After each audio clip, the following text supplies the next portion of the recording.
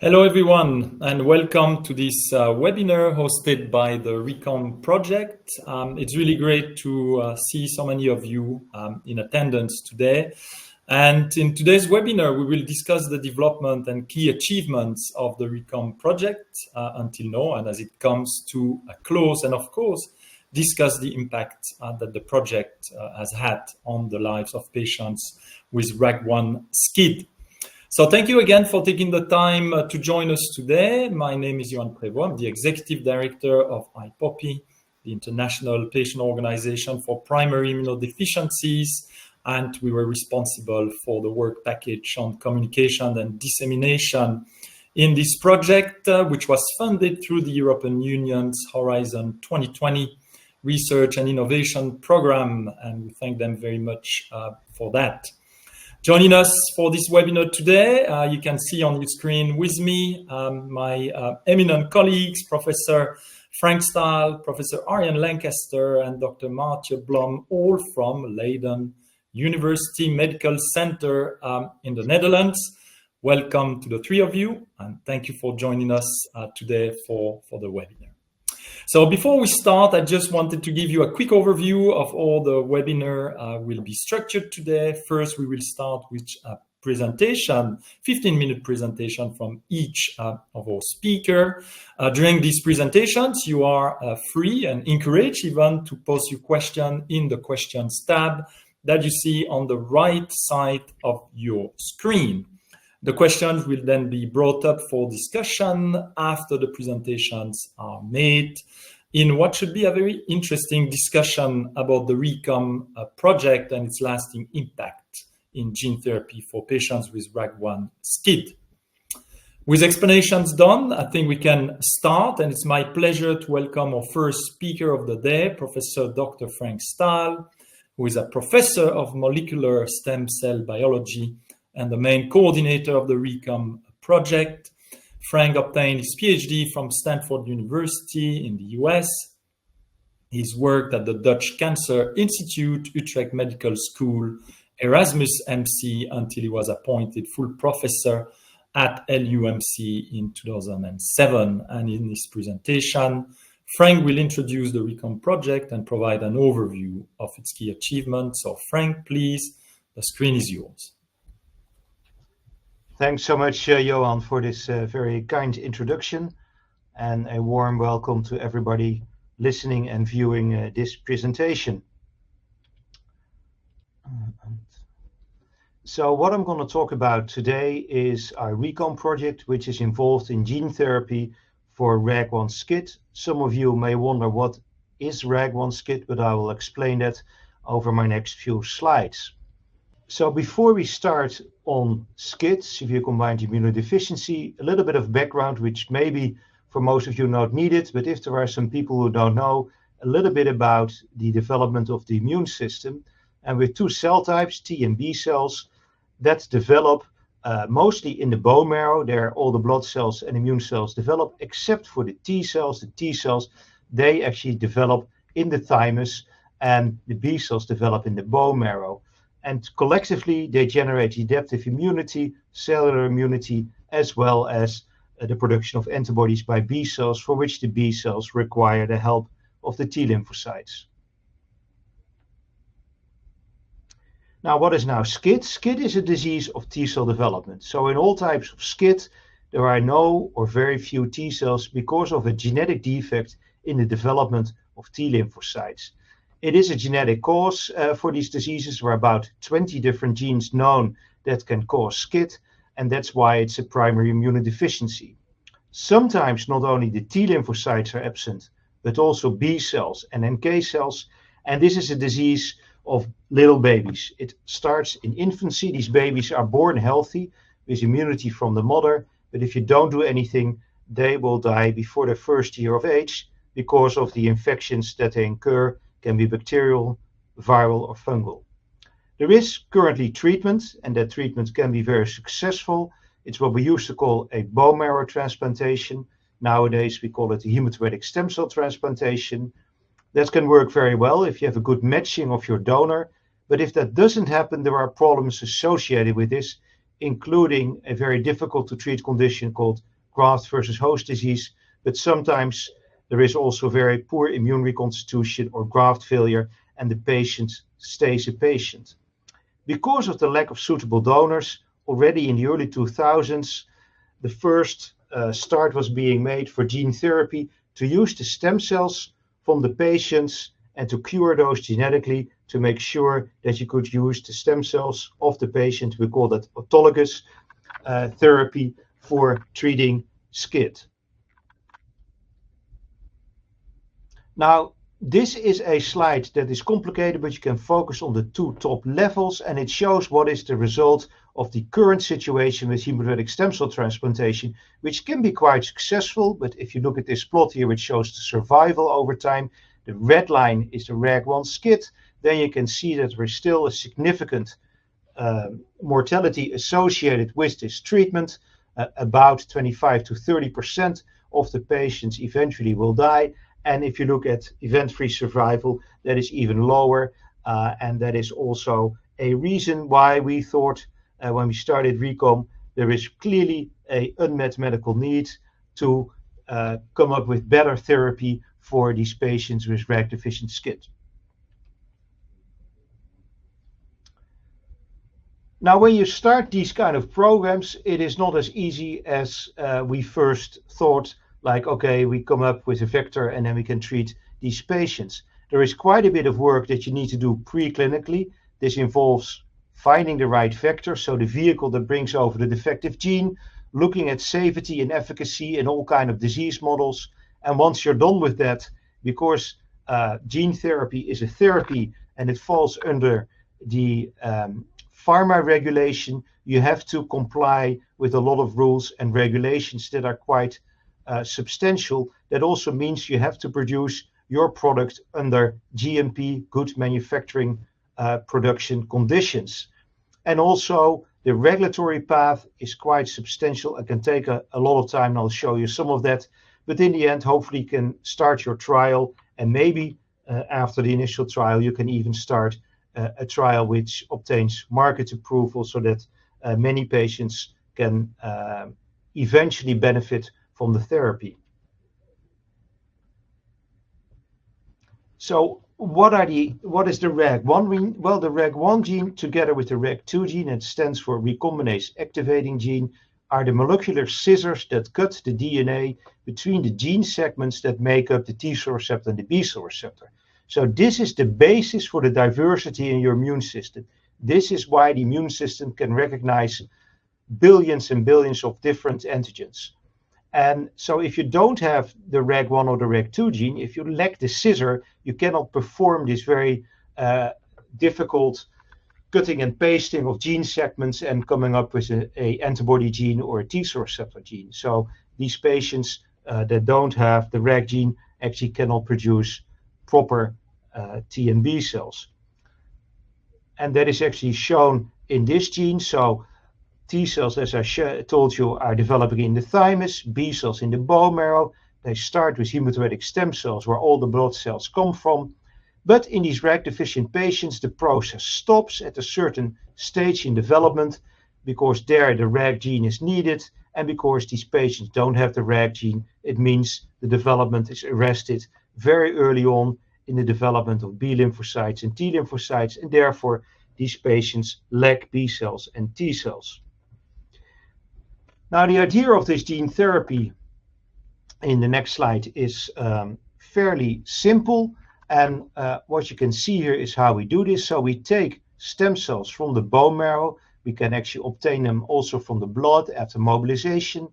We put in our vector, that's a lentiviral vector, so that has the capacity to bring in their own genes into the DNA of the host. In this case, we have manipulated this lentiviral vector to only express the RAG1 gene. So that gene is then brought into the DNA of the stem cells. And because these stem cells now have in yellow the RAG1 gene, they are corrected. And so when these stem cells go in the bone marrow in the B cell lineage, the arrest in development is alleviated and you get B cells. If they go into the T cell lineage in the thymus, the arrest in development that was there is now also alleviated. and the T cells can fully develop, so you get restoration of T and B cell development, and therefore the restoration of immunity in these patients. Now, this sounds quite simple, but like I told you before, this involves quite a bit of work, and this is the kind of work you do preclinically.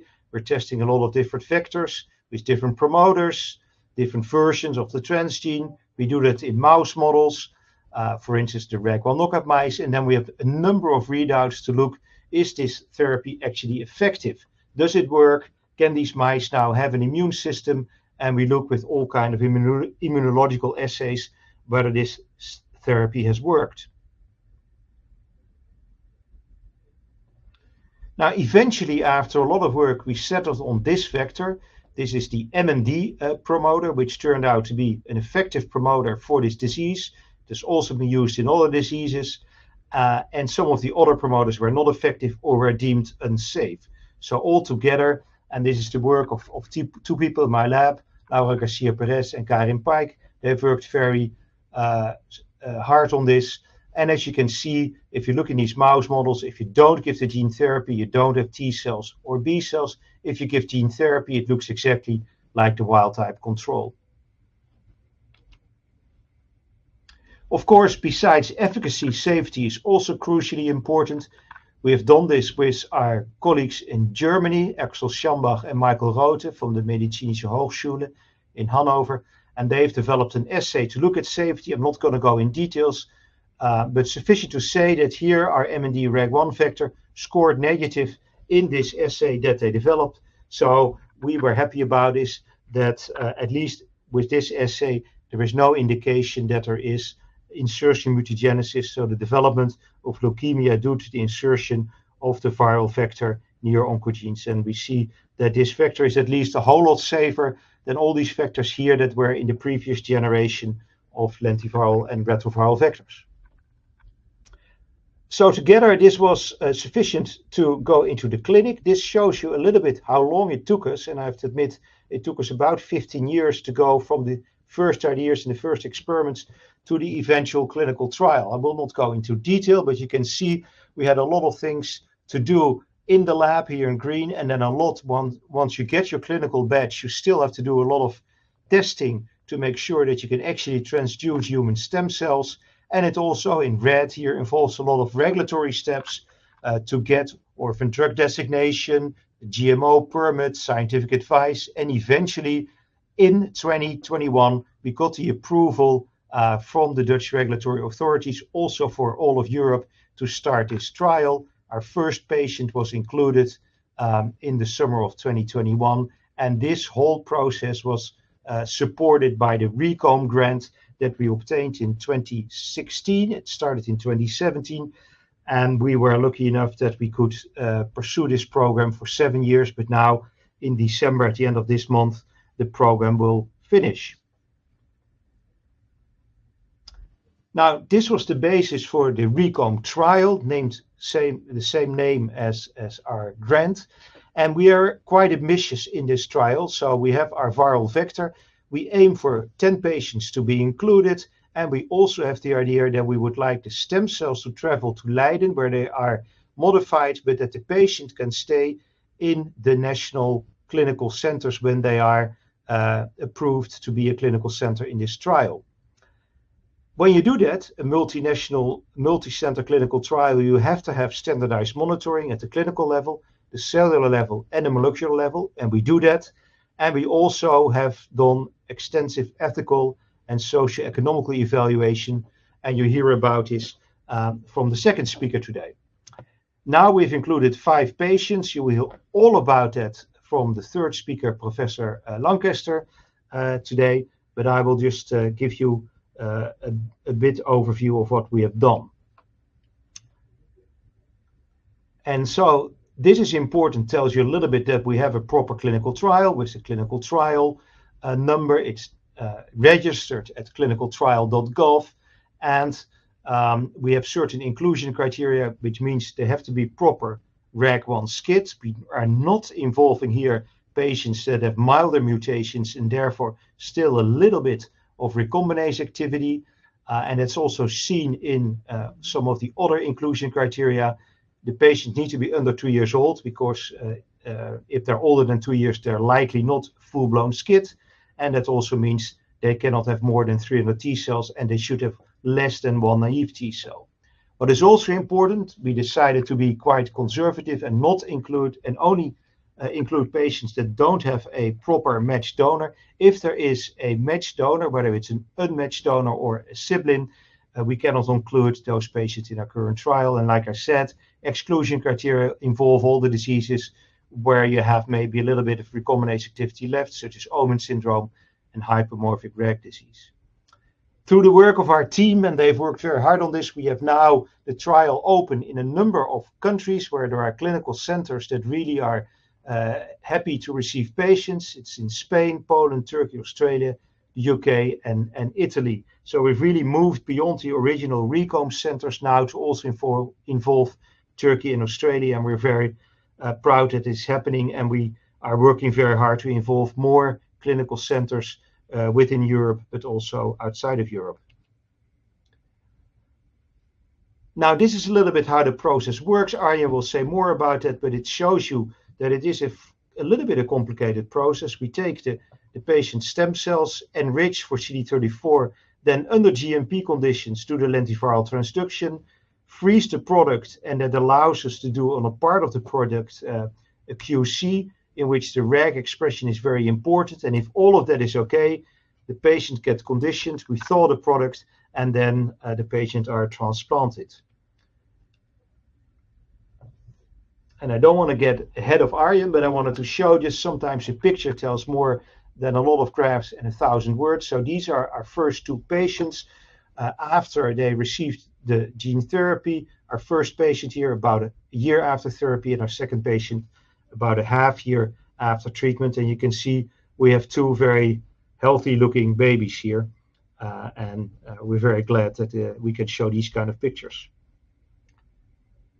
Finally, it's always good to look at what we set out to do. So these were the objectives in our grant proposal. And when we look at those now, we can see that most of them we have been able to do. So the program is designed to provide curative treatment for Recomb SCID. I think what we will show you today that is indeed the case.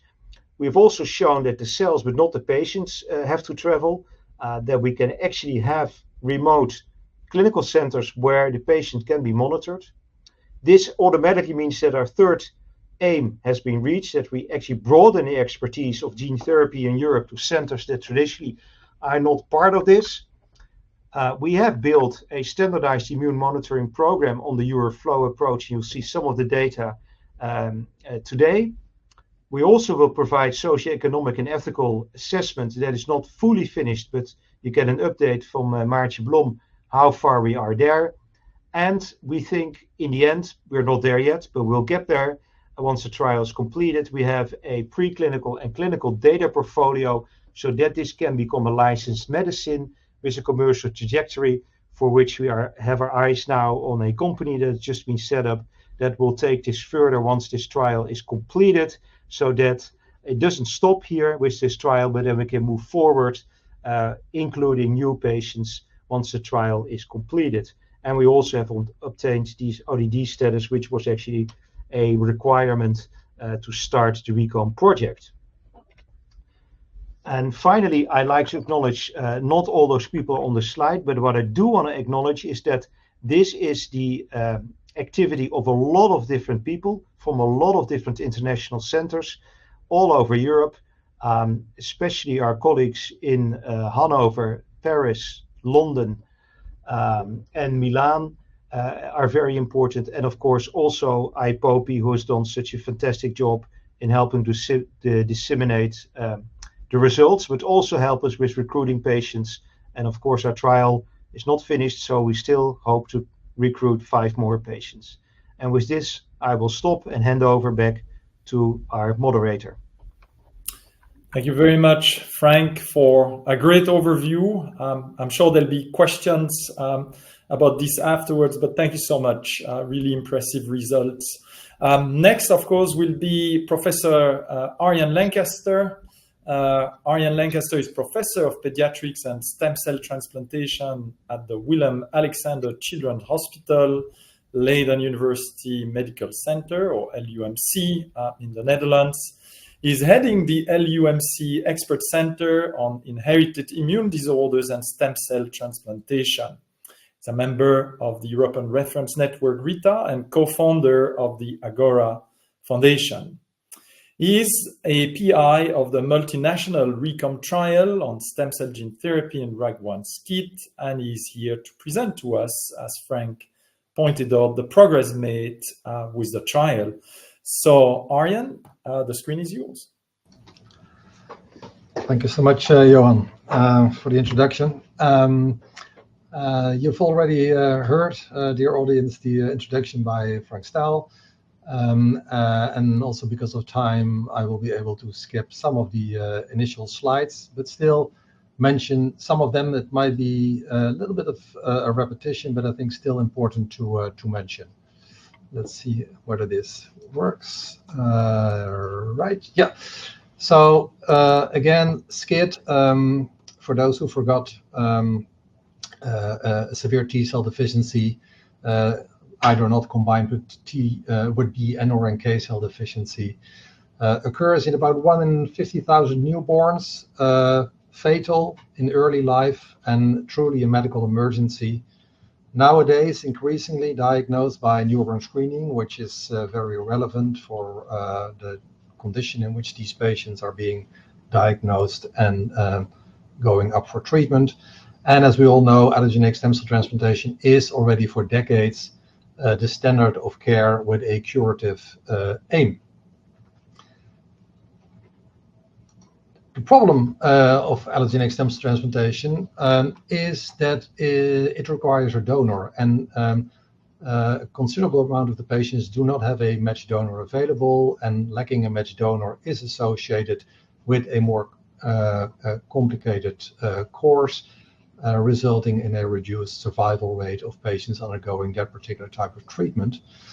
And any allogeneic stem cell transplant procedure is associated with alloreactivity risks, either graft versus host disease or other alloreactive complications and or the treatment thereof. And altogether, this results in a suboptimal outcome during a considerable amount of the patients. So could autologous stem cell gene therapy be an adequate alternative for these patients? Well, we know that gene therapy has already proven its efficacy in the disease SCID, for ADA SCID, for common gamma chain or X-linked SCID, and most recently for Artemis SCID. And of course, the question is, could the same results be obtained from a favorable and a safety point of view for RAG1 SCID? Well, Frank already nicely introduced the biological mechanism of SCID, so we can immediately go to the starting situation of the clinical trial, based on the left side all the efficacy and safety data that Frank nicely explained. So the trial has several unique perspectives. Of course, it's the first in human for RAG1 SCID. Secondly, it is using a multi-center design, which was not used so far in academic gene therapy trials for SCID, that were actually always single-center trials in which the patients and family had to travel to their respective clinical site. It involves central manufacturing, and our motto has been and still is, the cells will do the traveling and not the patient and or the family. And during this trial, and particularly at the end evaluation of the trial, we will compare the results obtained in this autologous gene therapy trial with contemporary allogeneic stem cell transplant results for RAG1 SCID. So the objectives of the trial are obviously, for its first in human design, feasibility and safety of the procedure, and secondary, and of course most importantly from the patient's perspective, is the efficacy of the trial, with readouts being T and B cell reconstitution, persistence of the transduced graft, and the recovery of the patient, if present, from clinical complications, being infections or other. So patients that we would include in this clinical trial had to meet several strict criteria to really limit it to true SCID, defined as indicated here on the slide. So very young babies with a genetically confirmed REC1 SCID deficiency resulting in very severe T-cell deficiency, and the lack of an available matched sibling or a 10-on-10 unrelated donor. And a number of exclusion criteria as pointed out over here again to really focus it on the true SCID population. So the procedure is as follows, and it was already mentioned a bit by Frank. So the approach is that we use mobilized apheresis procedures using G-CSF and plerixafor to obtain a high number of CD34 cells that will then be subjected to transduction with a lentiviral vector, as previously explained. The product is then being cryopreserved, awaiting quality control. That takes about another 1 to 2 weeks. And only when these results are being considered appropriate, the product can be released for treatment. And obviously, the release criteria include both the transduction efficacy results as well as sterility, etc. Oh, one step back.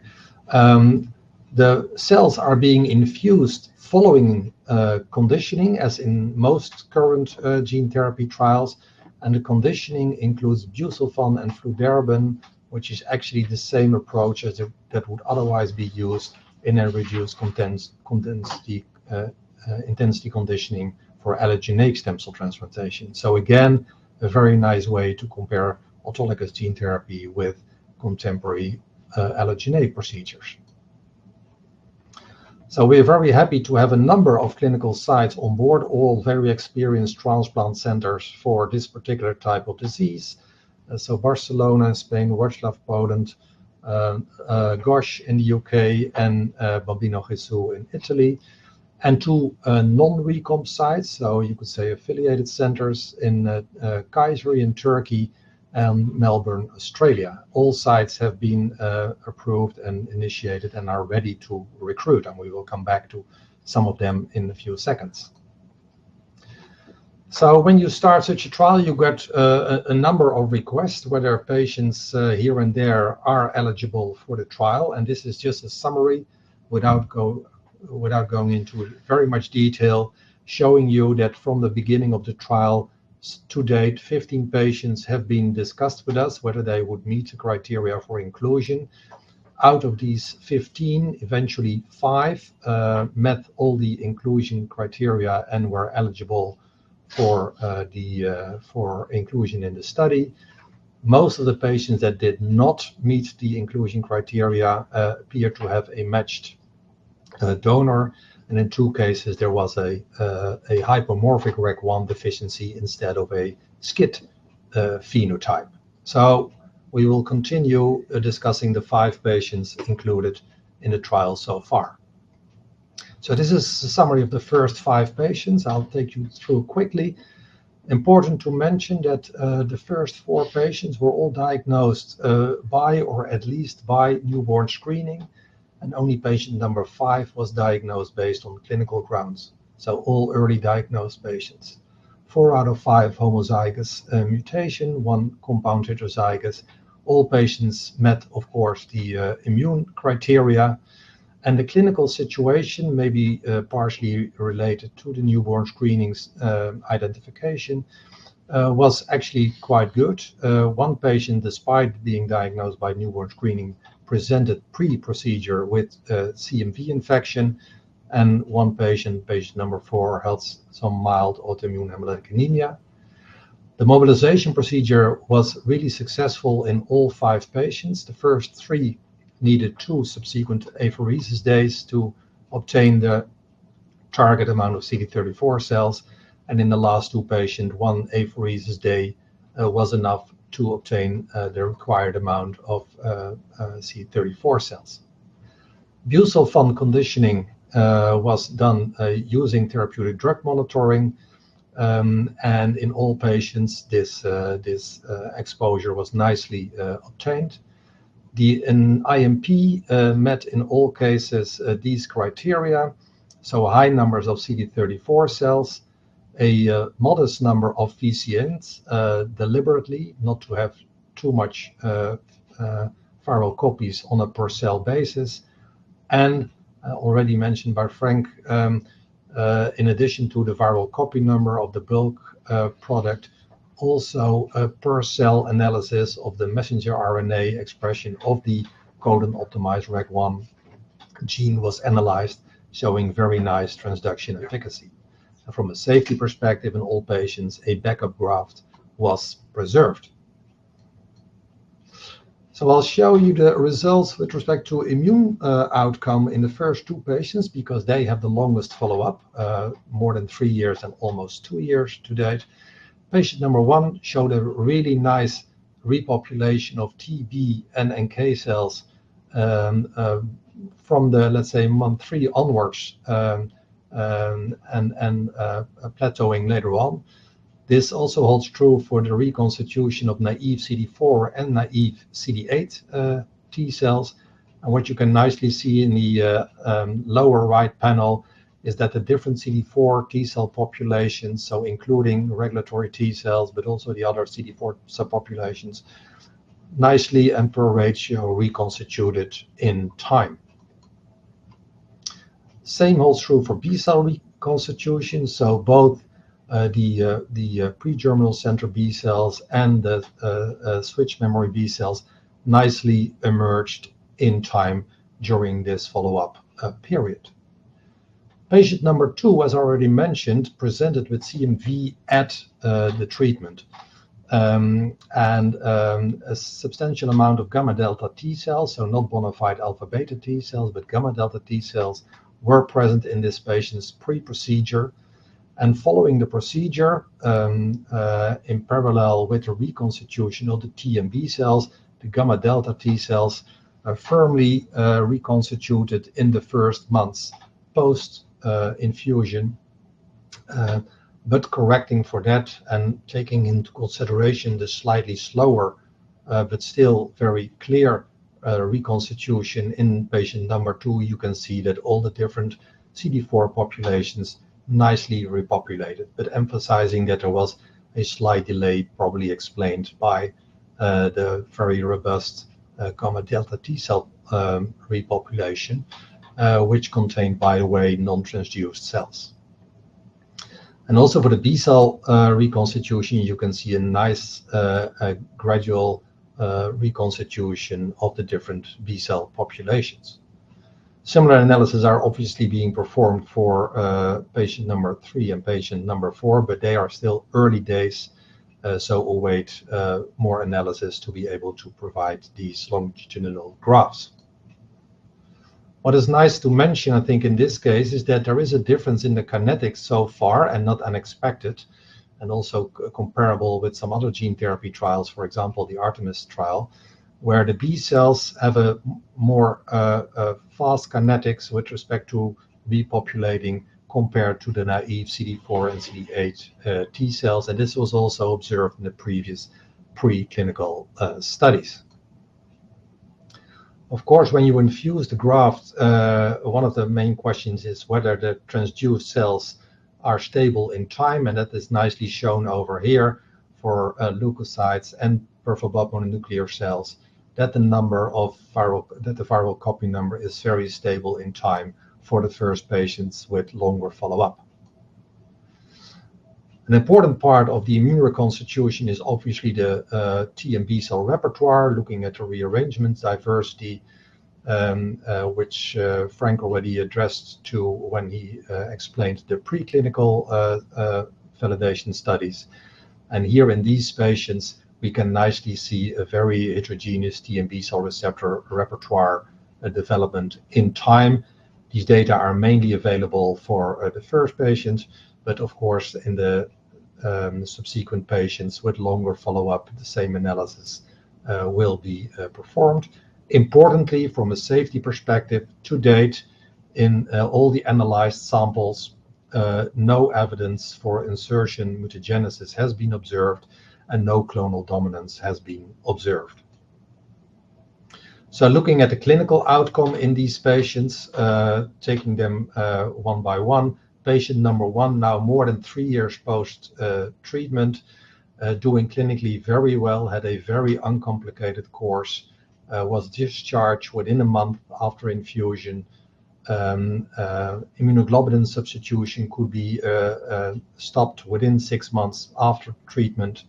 The patient has responded very well to vaccines and is doing actually super well. Patient number 2 had some issues in the early stage, not related to the treatment, but mainly related, not to the IMP, I mean, but mainly related to the transplant procedure as such. Some slight engraftment reactions, CMV, viremia, I already mentioned, and this disappeared in the months after transplantation following the T-cell reconstitution. The patient was also discharged within a month, also had very nice polyclonal immune reconstitution, is also of immunoglobulin substitution, and has a very nice vaccine responses. Patient number 3, very early days right now, only 6 months post-infusions today, but also had a very nice and uncomplicated clinical course so far. And obviously, because of the limited follow-up, we can't make any detailed comment yet on the final immune reconstitution. But so far, T and B cell reconstitution is behaving like we've seen in the first patient. And patient number 4 is even more shorter post-transplant. It's a patient coming from Poland. So the cells truly traveled from Poland to the Netherlands and back. And this patient is simply too early post-transplant to do a proper evaluation of the immune reconstitution.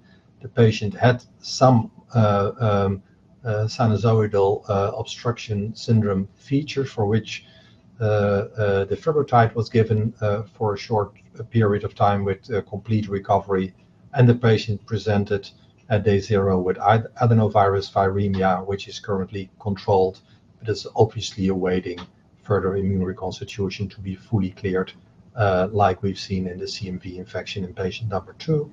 And patient number 5 is a patient treated in Turkey. Cells traveled from Turkey to the Netherlands and back, and will be infused this week, and so far a very uncomplicated course. So, in summary, I think we can say that the first in human REC1 gene therapy trial in this multinational setting has been successfully initiated with very encouraging first safety and efficacy results, very nice T and B cell recovery features. The first 2 patients in which it can be judged are of immunoglobulin. The first 2 patients in which it can be analyzed responded very nicely to the vaccinations.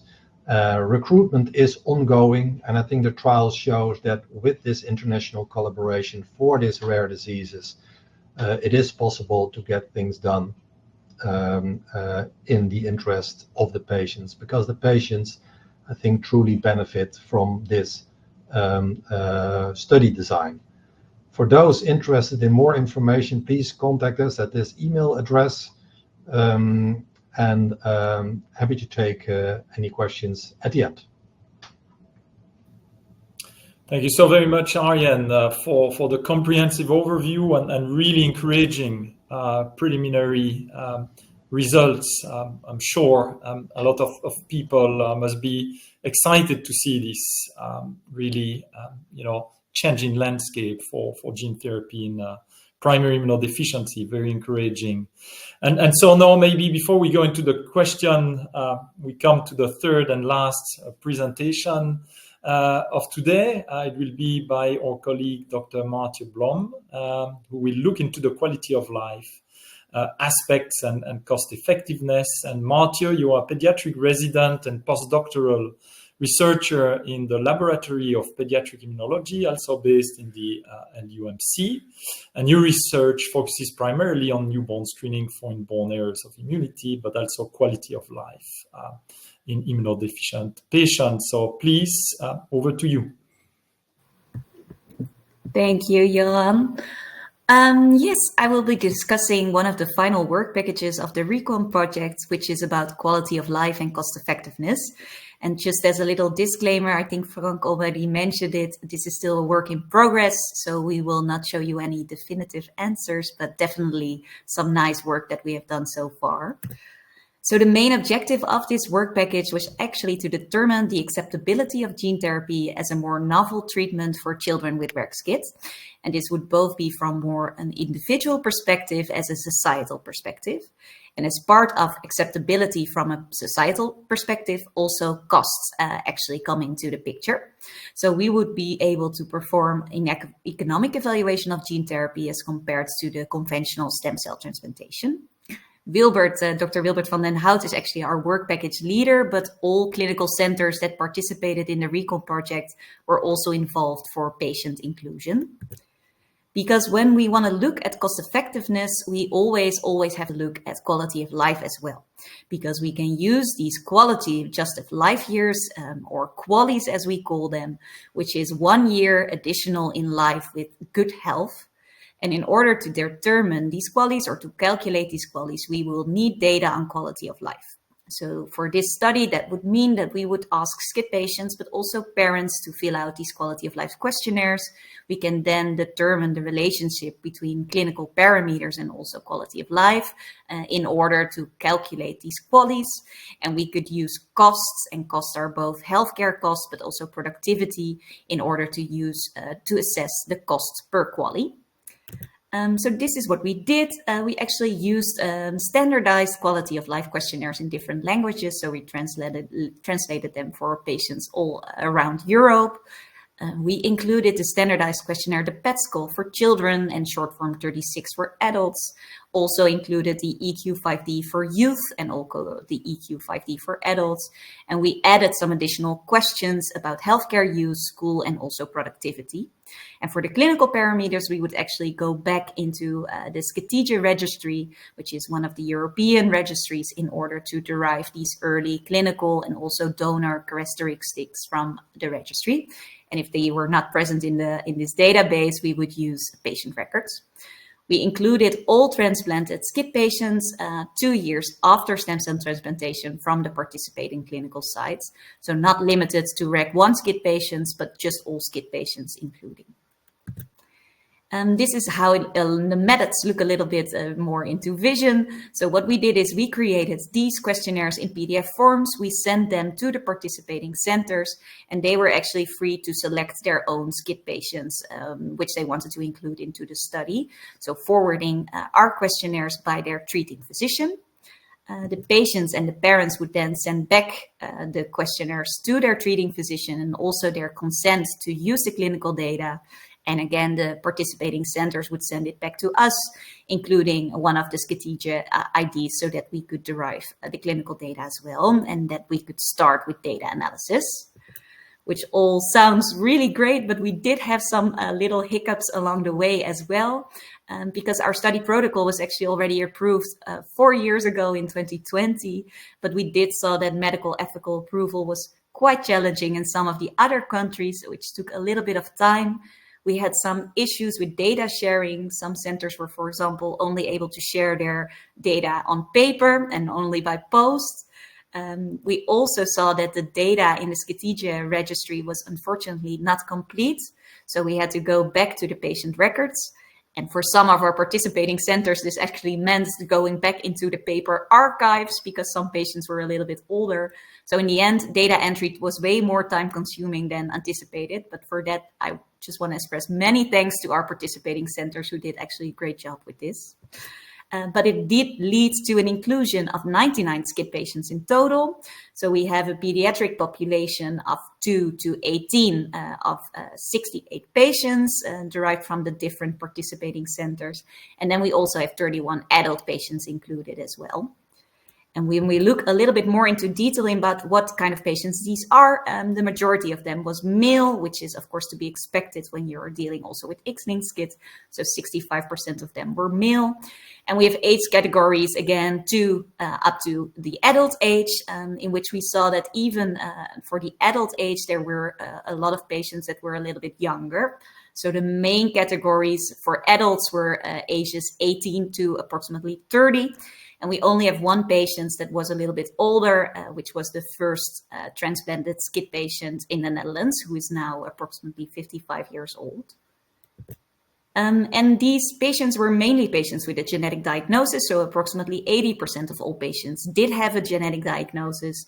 And you can see here a little bit more into detail what these kind of diagnoses were. So X-linked SCID is fairly represented with 1/3 of our patients, but also REC1 and REC2 and also Artemis SCID is included there as well.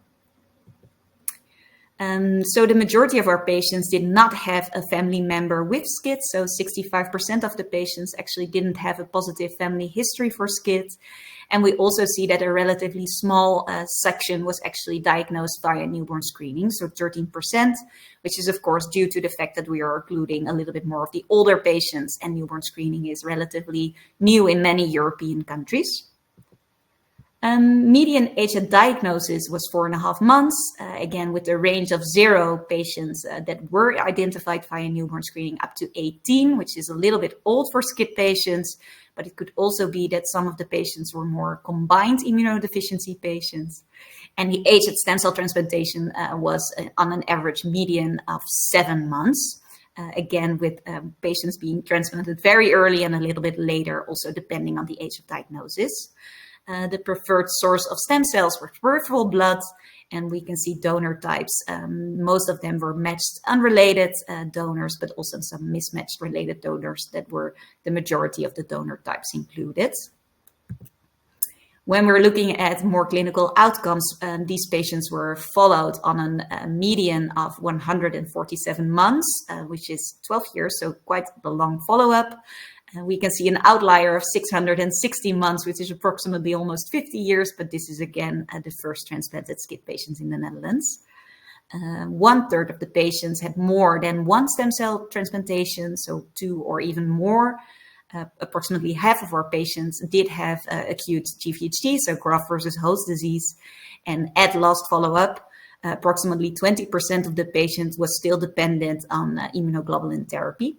And we also asked the treating physicians the status of the disease at the last follow-up point. And they stated that for 65% of the patients were completely cured, 31% improved, and they stated 4% unchanged, which is maybe not completely true for SCID patients, because if the disease would be unchanged, this would not be a very good outcome. And when we're looking at the results of our questionnaires, we first have the PET-SCOL. This is the pediatric questionnaire that actually has 6 health domains: physical, psychosocial, emotional, and social functioning, but also school functioning and a total health score. And when we compared our SCID patient cohorts to the general population, we saw actually that there were significant differences in psychosocial health, but also in emotional functioning, school functioning, and also the total health score. So SCID patients reported a lower quality of life compared to the general population. Not in physical health and not in social functioning, but when you ask parents of these SCID patients, so these were actually matched, you actually did saw significant differences also in the also in the physical health and also in social functioning as well, which is something you see relatively often when you look into literature, when parent proxy are compared to patients. When we're looking into adults, so that's the short form 36, you have a little bit more of health domains that you are looking into, also including pain, energy, but also again, the physical functioning and the social and emotional functioning. And in this case, when comparing it to a relatively young cohort of our general population, you only saw a significant difference, so lower quality of life for general health. But when we are looking at different questionnaires, so the EQ5D in adult patients, you actually saw that SCID patients reported a lot more problems in different health domains than the general population. So here it was asked, for example, if patients experienced any problems with mobility. You see in the general population, only 5% actually experiences somewhat of problems with their mobility. But SCID patients reported almost 22% of the SCID patients did report problems. And this is throughout actually all of the different domains. So also in self-care and activities, pain and discomfort, and also anxiety and depressions. So patients with SCID that were transplanted reported more problems. And that's also when you're looking at some more into depth in the EQ5D, because you can also ask patients, what is your health today? And then can rate it up from 0 to 100. And you could actually see that indeed our sample reported a little bit lower of an VAS score, as we call it, a visual analog scale, in compared to a general sample. And in this case, we took the Dutch population, but for the end, we will take a bigger European sample as a general population as well. Then after collecting all the quality of life data, we also looked into healthcare use. We asked the patients and the parents how much in the past year did you visit, for example, the general practitioner, but also were you in the hospital? Did you have home care or inpatient care, day treatments, etc.? And then we also looked at how often these events occurred, but also added the costs for these events. And because of the time, I will not go into depth, but you can see actually that the total healthcare costs for SCID patients in Everens were approximately 9,600 euros, while a general sample in the Netherlands was much lower. So these SCID patients, even after transplant, do require more care, more expensive care in comparison to the general population. So we have now collected data on healthcare use, quality of life, and also on productivity, because we asked them about their job and also about if they went to school. So that's what's next then for this project, is that in the end of this year, we will be collecting all the data from the UK as well. This is the final clinical center to include. And then we have our data set complete. So we go a little bit more into depth, looking if some of the clinical parameters are associated with quality of life. For example, do patients with better quality of life have less infections prior to stem cell transplantation, or are less immunoglobulin dependent at last follow-up? And we can complete the cost effectiveness analysis in order to make a statement whether gene therapy is really cost effective for our population. And of course, we will also be writing a manuscript about this. So let's save some time for the questions, but I just want to thank all the collaborating centers, because they did tremendous work in this study. So a big thanks to everybody, and I will give the word back to Johan. Thank you very much, Maartje, for providing these important insights. And I'll take the opportunity to invite Frank and Arjen to join us again. And while they do really highlighting the fact that at iPoppy, we really enjoyed this collaboration, but of course, it's not only about enjoying the collaboration, it's knowing that it's a collaboration that provides concrete outcomes and hope for patients and families. And I think Recomb has done extremely well in doing so. So for us, it's been really a great experience to have been part of this journey, and hopefully one that will continue. Now, time for the questions, really. And I see we don't have many at the moment in the question tabs, but perhaps they will continue to appear as we start the discussion. And I certainly have a couple myself, but maybe starting with the first question there in the question tab about the fact that the patients in the trial had different mutations. I think that's perhaps one for Arjen. Do you expect them to have the same immune reconstitution in the long term? And really, when do you know if the treatment works? So when do you consider that the therapy is really effective, Arjen? Yeah, I think it's actually two questions. So the fact that the patient had different mutations is relevant for us to know, but in principle shouldn't affect the efficacy of the procedure that much. We know that the mutations are, that there are many different mutations in the REC1 gene that can cause a type of REC1 deficiency, milder variants and very severe variants, but it is not necessarily a one-to-one relation between the mutation and the clinical manifestation. So with respect to the immune reconstitution per se, it is mainly related, we think, so far to the fact, especially since we take conditioning, that a substantial amount of successfully transduced CD34 cells has been reinfused. And when those cells land properly in the bone marrow and the thymic niches, they should be able to repopulate the immune system. And I think the variation that we've seen is mainly influenced by, for example, infectious events that have an impact on the kinetics and the dynamics, like you, by the way, also see in a routine between brackets, allogeneic stem cell transplant procedure. So I hope that's an answer to the question. Yeah, thank you, Arjan. And maybe staying with you for a little bit, another question we had in mind is that many of the patients diagnosed were excluded based on finding a matched donor, but at the risk of potentially having an adverse reaction like graft versus host disease. So could gene therapy offer better survival chances for the patient without risking these adverse reactions? And really, how should we approach the inclusion? Should the choice depend on type of mutation, the age of the patient, or perhaps other factors?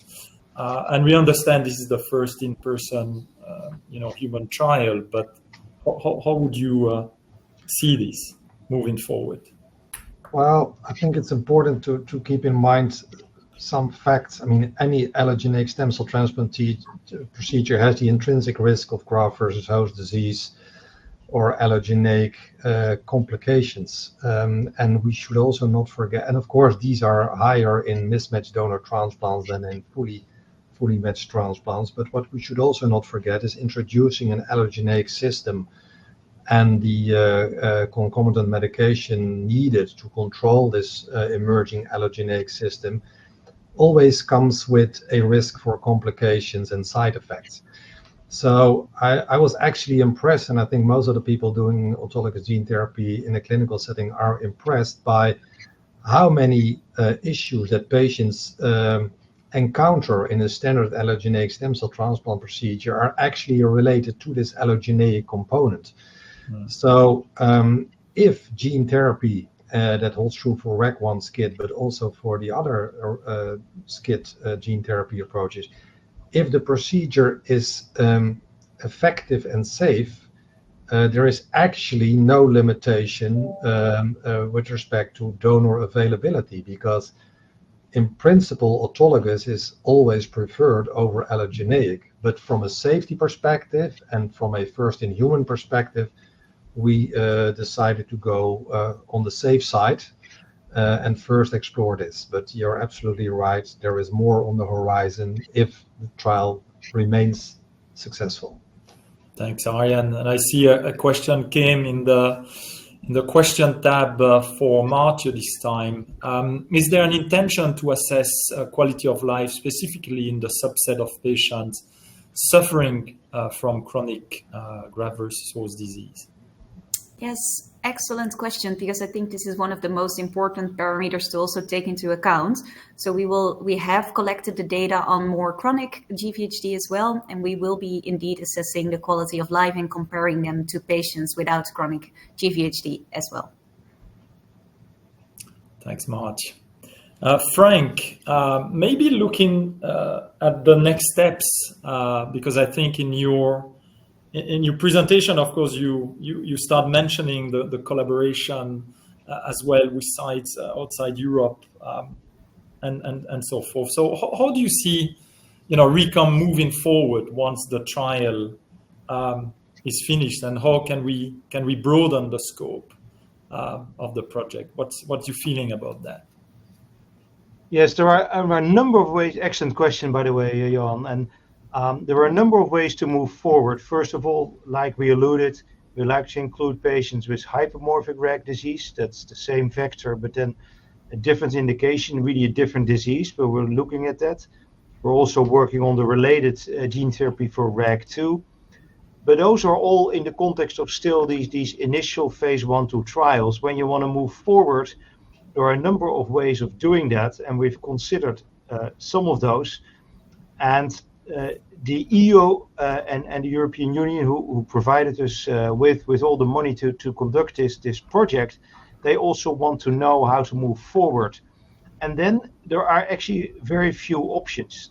Nowadays, the traditional option, which is actually something we're going to do in a twist, is to set up a company and to give this product to a company to conduct market authorization research and then move on.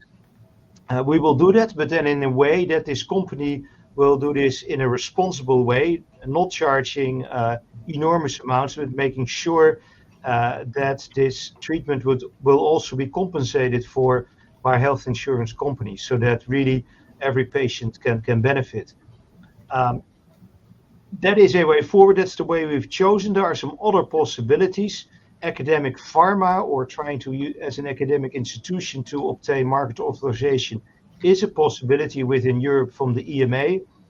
That is difficult unless you really have a lot of additional money at your site to provide for all the things you need to do, regulatory, production, and so on. It's quite an effort to be able to do this as an academic center. For us, that became a very difficult route.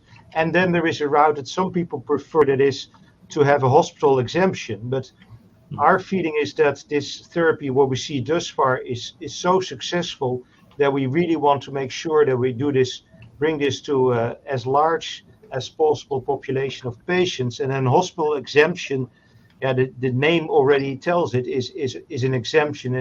We don't think that's a way forward in the long term for many patients. So we will use a twist on the traditional route and setting up a biotech company to bring this forward. But it has the advantage that we can go very quickly and broaden our scope to many other centers in the world. Okay, well, excellent, Frank. Thank you for that. And maybe staying about the future, I mean, obviously what Recomb does is also really providing hope that these gene therapies can travel to the patients, and excellent results there for the first time. So how do you see these? I mean, is Recomb, an example for the field is it setting the new stage for the development of these therapies that can be more readily accessible by patients? Because obviously for patients and families, going to a country you don't know, traveling far, sometimes staying months there, it's not easy. I mean, of course, it's great to have this possibility, but is Recomb setting the stage for the next step when it comes to gene therapy for PIDs? Yeah, we are biased, but we like to think so. But I'm also referring a bit to Arjan, because this is really a more clinically related question. So please, Arjan, go ahead. Yeah, I mean, I think we have to realize a few things. Until recently, it was quite complicated to do this in a multi-center setting, because not too long ago, the products were only infused fresh. When several years ago, several study groups developed the procedure to use cryopreserved products that allowed full characterization of the IMP before being infused, they became more and more like what we are used to do already for decades with cord blood transplantation, to receive a qualified product. Of course, an IMP in a clinical setting has completely different regulatory requirements. But I think Recomb has shown that it is possible. It took a lot of efforts, as Frank already explained. But hopefully, when the second or third attempt will be done, it will require slightly less efforts, and to build on this blueprint of experience. And I think from that perspective, it's also very important that we remain very much aligned with the regulatory authorities in the different countries, to allow these cross-border activities for these ultra-rare diseases, because eventually it is about the patient. And if the patient can benefit in this way, in a much better way than, let's say, in the more traditional way of having single center studies, I think we should try to work on that. And so there's no reason anymore to say that it can't be done. It's not easy, but it can be done.